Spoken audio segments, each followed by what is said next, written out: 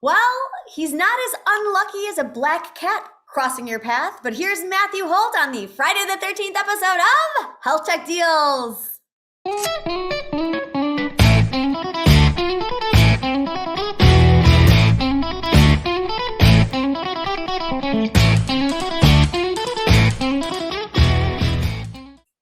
How do you know? And theoretically, if you looked at my stock trading portfolio the last week, month, year, a black cat with a dartboard throwing a dart at the back page of the Wall Street Journal would probably have done better. I mean, yeah, but you were never that good to begin with, you told me. So I think it was... Maybe you are somebody's lucky charm. Who knows? I think as was it George Thorogood or one of the old blues guys said, if it weren't for bad luck, I'd have no luck at all. Oh, well, happy Friday the 13th. Hopefully things turn around for you. So my grandmother, who was a great world traveler back in the day before there was, in the 30s and 40s and 50s, said that you should always fly on Friday the 13th because that's the day you get the best seats. Oh, well. So, maybe it's I just... love that she's like curmudgeonly and that has been passed along. Like, oh, these superstitions. Curmudgeonly away. Curmudgeonly grandmother in her own way. Like, yeah, just book those tickets on Friday the 13th. All these other idiots are not flying. Well, we'll see. I don't know. I'm not going anywhere today, so we'll find out later. All right. I did do some wandering around earlier this week, and the most important thing was I went to see my dentist and he fixed my filling that had been hurting for 6 months. So medical care is really happening to me and it's all getting better. Should we talk about other medical care or other healthcare stuff? Breaking news, folks. Only the hardest hitting information here. All right, let's talk about some companies that had some good luck this week. All right, 2 minutes on the clock. Let's go. Alan, the French insurance company, gets 183 million euros, brings their total up to 493. I mean, this is like real money, right? This is another huge, and this came from the Ontario Teachers Pension Plan. I'm still confused about this company. It seems to be they have a relatively low penetration so far. Every French person pays about 20 to 30% of their fee of their medical bill out of pocket, and they're somehow covering that via employers. And if that wasn't enough, they're doing it in Belgium, and they're also adding mental health care. It still is bizarre. I mean, this company must be valued at more than sort of like Oscar and Bright Health and Devoted put together for a market, a small market in France. Blows my mind, but somebody thinks it's a good idea. All right, HealthMap Solutions, they get 35 million from Highmark, as I was trying to say, and Guidewell. Those are respectively the Blues of PA and Florida. What do you think of this one? Yeah, this is a bit odd, right? This is a recap. They did there was a big recap for this company PA in 2019. Now they've got investment from these Blues plans. This is another of these kidney population health management companies like Somalis, which raised all that money, Cricket, which merged into the Interwell subsidiary of DaVita. Was it Fresenius? There are so many of these companies. There are another 4 or 5 that we haven't mentioned. I'm surprised, but apparently I guess if they're going to get those to as clients, they may have somewhere to go. DTx company out of Iceland, Sidekick Health, they get 55 million, brings their total up to 75. What do you think of this one? It's another DTx company, which is destined for circling the drain in my point of view. But they do have Bayer and Pfizer as clients, so they'll build some stuff out, but I don't get to see how I don't see much future with these guys. DTx strikes me as really hard work, and the public companies aren't doing well. Dialogue acquires Tictrac for 43 million. Yeah, Canadian health vendor buying a UK wellness app, which has been around for quite some time. They were on Health 2.0 back in the day. I wanted to include this one because it's kind of almost like a rational deal, right? What? The Canadian telehealth vendor had a market cap of around about 300 million US, 350 million Canadian.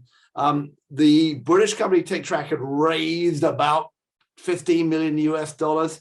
We think they're getting about 25 million up front. Their estimated revenue in 2022 is around about 12 million. So maybe the whole thing is going to be if they make their earn out, it's going to be a 40 to 50 million US deal. They're getting 25 million Canadian, I think it is up front. So around 20 million up front.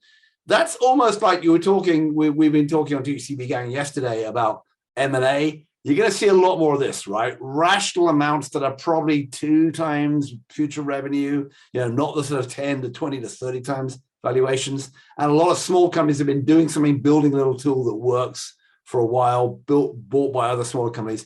This is like a harbinger of a lot of stuff to come, which is why I thought we put it in here. No, I think it's interesting. I don't know what your thoughts are, but I think we're not even close to this point where all of this M&A is going to start to really even ignite, because I think everybody's pretty well funded still. And so it's like there's runway for these smaller companies that they're just going to work their way through.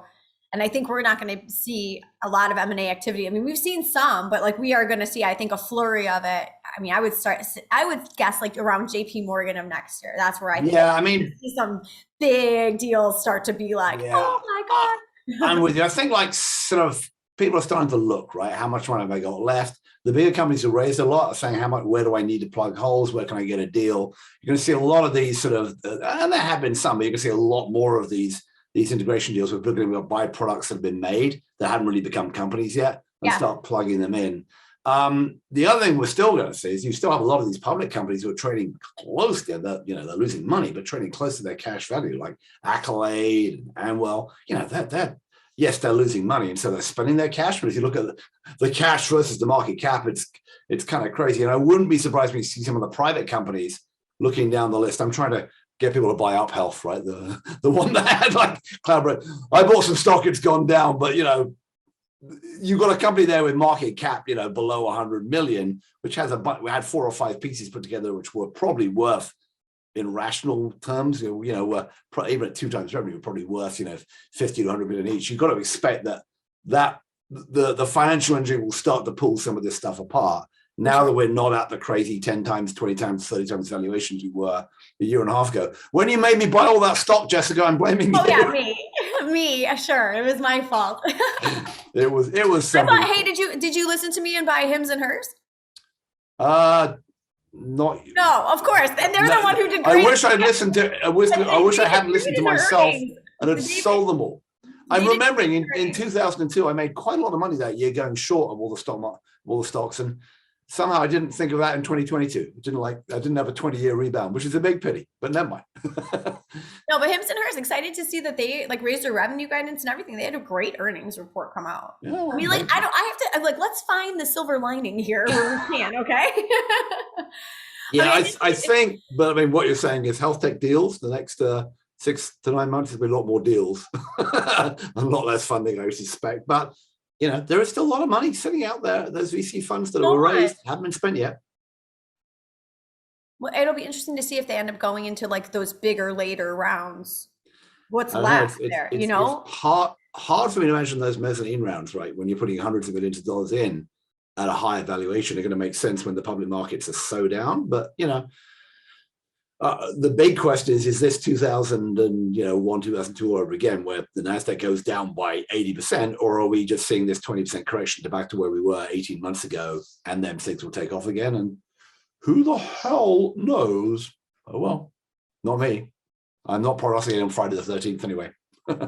You should get us out of here before people get either you nor your grandmother. Okay, it runs in the family. To follow along with what Matthew Holt will not be doing on Friday the 13th, head on over to Twitter. He is at BoltyBoy. I am at Jess DaMassa. And to never miss an episode of Health Tech Deals, the easiest thing to do is subscribe to the newsletter over there at thehealthcareblog.com. We will collect the week's episodes and put them in that newsletter with all the great content coming out of the blog, including my WTF Health interviews, and deliver it directly into your inbox for your viewing enjoyment. And don't forget, we're also a podcast on Spotify and iTunes if you would rather not look at our faces and just hear the beautiful tones of our voices. Can't imagine that. We should probably let people go. Yeah. All right, bye.